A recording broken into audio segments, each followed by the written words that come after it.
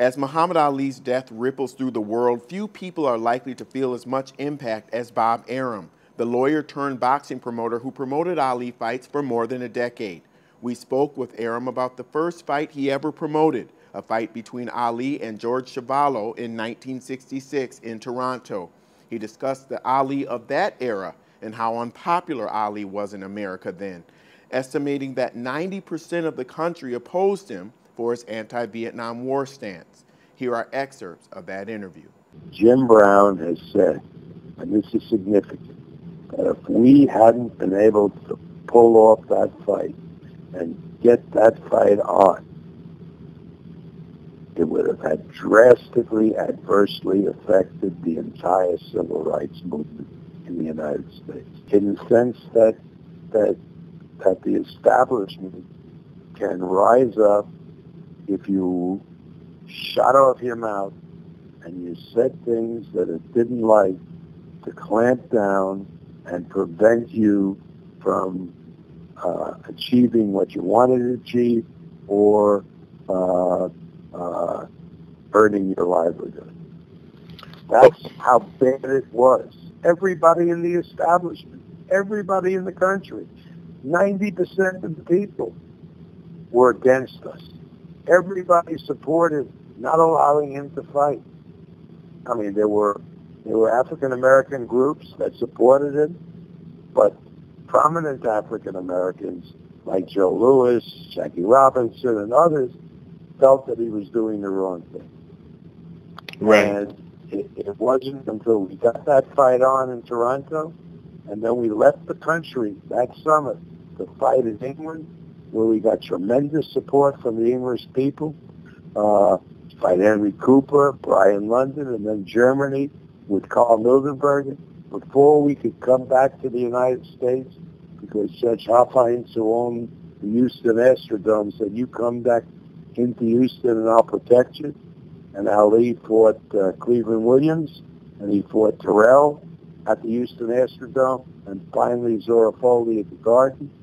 And then he was indicted and convicted, and they stripped him of his license. They took his passport away, and he couldn't fight for 3.5 years. And not everybody, but the majority of people supported what was happening to Ali, and people like myself who were associated with Ali became pariahs. I thought that Ali was making the wrong decision because I had arranged through a partner of my firm who was the treasurer of the Democratic Party with the White House that Ali would go into the service, not wear a uniform, do some exhibitions on some military bases, and would never go overseas to fight. And he turned it down, and a lot of prominent black athletes had a meeting, and they tried to convince him otherwise, and he convinced them instead that what he was doing was correct. I never thought that it would be as drastic. I realized that it could happen, and it did happen, and they prohibited him from fighting for 3.5 years. He took his passport away. It was horrible, and it took years before the conviction, which was appealed, was heard by the United States Supreme Court, which decided 9-0 that the conviction was improper and overturned the conviction. But it was a battle all the way, and they made this man suffer. But he was forthright, and he believed that what he was doing was correct, and he was ready to face the music, so to speak, because of his action. And in a lot of his interviews, when he gives Elijah Muhammad and the Nation of Islam credit for helping him to reach a higher level of awareness intellectually, how did his association with the Nation of Islam factor into his public perception, the public's perception of him back then? Well, Nation of Islam was considered thugs unfairly.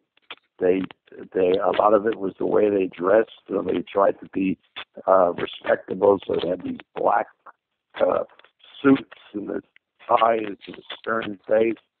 But really, it was a religion, particularly as taught by the Honorable Elijah Muhammad, that was preaching respect for oneself, for one's family, a lot of virtuous, good things that people should follow. And Ali was caught up in that movement and became a lot better person because of the teachings, those kind of teachings of the Nation of Islam and the Honorable Elijah Muhammad. And how did they respond to working with you? Was there any skepticism? Let me tell you something. I have never met people who were more opening. The association was approved by the Honorable Elijah Muhammad. Couldn't have happened without him. He interviewed me. And these people, as they say, had my back. I mean, you remember, I'm not naive. I was walking into rooms that were filled with these tough-looking black guys. But I never had any kind of fear and any kind of hesitation because I knew that those people with the Nation of Islam had my back. And to this day, some of my best friends are still associated, if not with the Nation of Islam, at least are sincerely devoted Muslims, and they come from that era of Ali and the Nation of Islam.